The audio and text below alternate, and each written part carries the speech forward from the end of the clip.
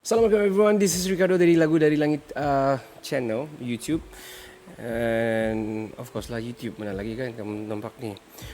Kali ni lain sikit, berbeza sikit. Kononnya this is my workstation for the time being. To make it a story, memang I used to have my own studio long time ago. I think 7 years back. Masa saya masih aktif lagi di industry. So since my house belum siap, almost siap, and hopefully I can set up my setups di sana. Meanwhile kita pinjam dapur wife and make it a studio. I used to work like this juga pun sebenarnya. Even though I got studio last time, I've been travelling sana sini. Memang saya bawa yang mobile.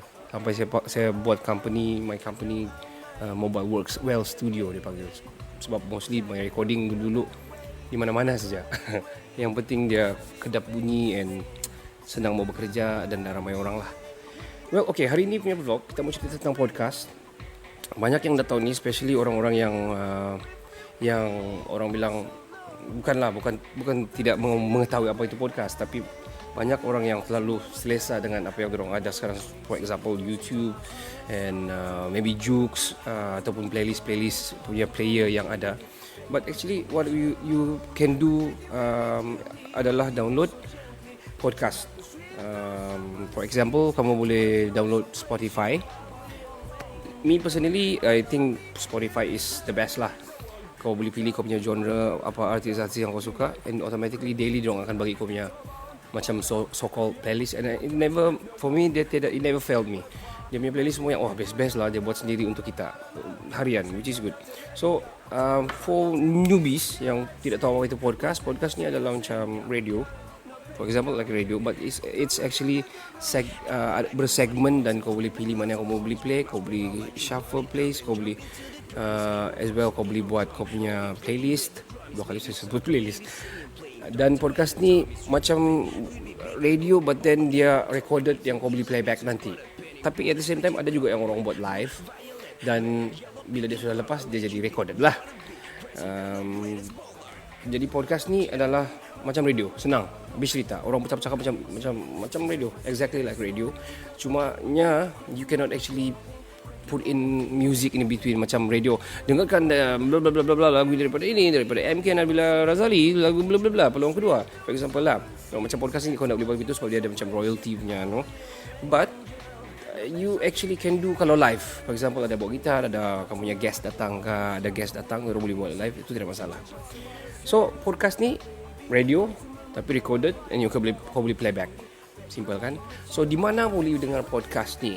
Boleh dengar podcast ni di mana-mana saja podcast punya platform. Which is kalau pakai iOS bolehlah pergi App Store, boleh download type podcast, macam-macam jenis podcast punya player di sana. For me personally memang saya guna Spotify, but as a podcaster saya ada we got macam notification untuk bagi tahu yang kau punya podcast sudah berada di mana, kau punya podcast boleh dengar di mana.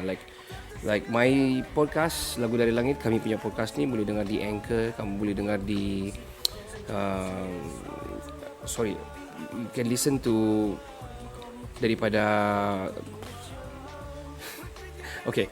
daripada Breaker, kau boleh dengar daripada Breaker, kau boleh dengar daripada Radio Public, daripada banyak dong bagi tahu ni yang actually can play di mana sudah. And now available on Overcast, boleh dengar di Radiocast. Tapi me personally Spotify memang bagus sudahlah.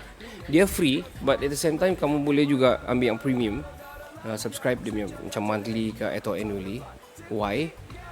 Kau hanya boleh skip 6 kali if I'm second per day. Kalau kau lepas tu kau nak boleh skip sudah. Dia kasih limit lah supaya diorang pun mau nak make money juga kan out of it kan. So itu saja vlog untuk hari ini. Podcast, apa itu podcast dan di mana mau dengar podcast. Sementara tu kami sudah start punya first segment. Ini cerita dapur net. Me and my partner Kenny. This coming next week kami akan ada guest datang for 2 days in a row, which is usually kami akan record on Monday for 2 hours. 1 hour akan release on Tuesday, and the second hour will release on Thursday. So basically we call it a 1 week lah, lebih kurang 1 week lah. So I hope you guys enjoy. We are trying to construct kami punya podcast supaya dia lebih menarik, so that you guys can enjoy apa yang kami sedang berlaku. Dan we are trying to go for live, bukan not live tapi video recording punya podcast as well, supaya di podcast tu saya tidak taruh gambar yang statik lah kan, lebih best sebenarnya. So nantikan kami segmen lagi, kami ada banyak segmen-segmen. Saya pun malam ni akan edit lagi kita punya intro untuk kita punya segmen. So mana mau dengar podcast, apa itu podcast sudah tahu apa, dan di mana mau dapatkan podcast, dengar podcast pun sudah tahu apa. Subscribe, like, share and comment. Thank you very much. Bye.